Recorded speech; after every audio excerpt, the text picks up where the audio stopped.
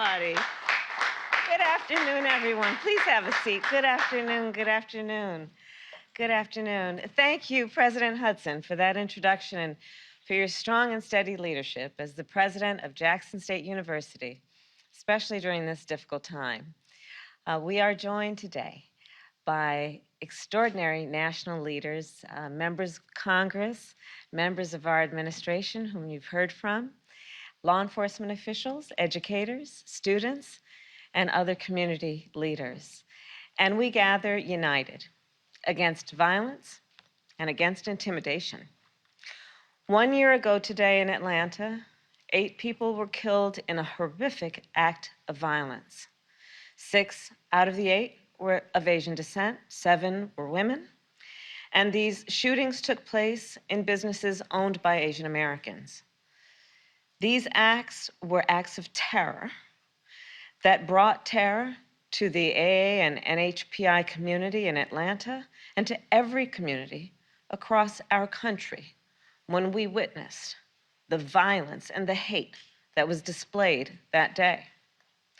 And they occurred in the midst of a dramatic increase in violence and discrimination against the AA and NHPI community.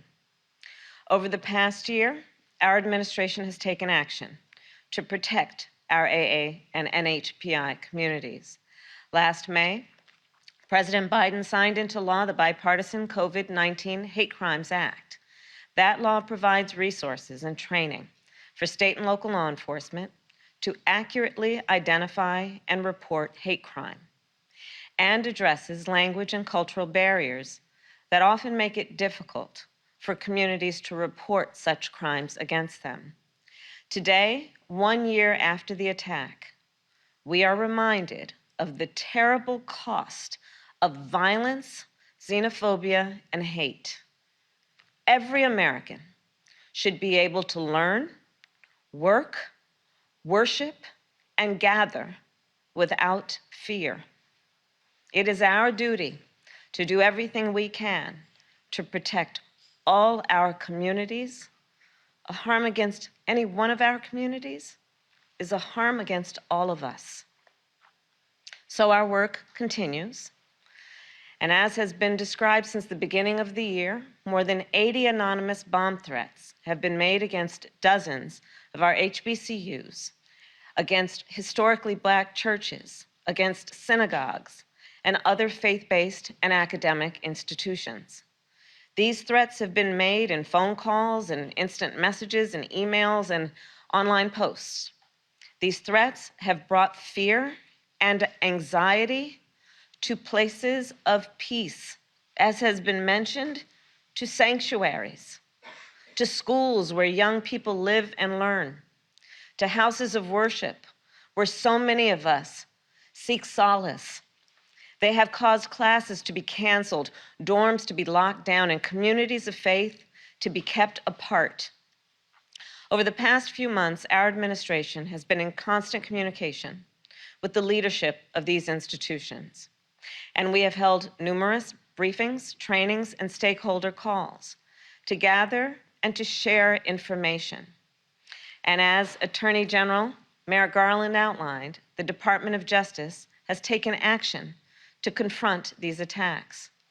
Today, I will share 2 new steps our administration is taking to ensure that our communities are protected and that they are supported.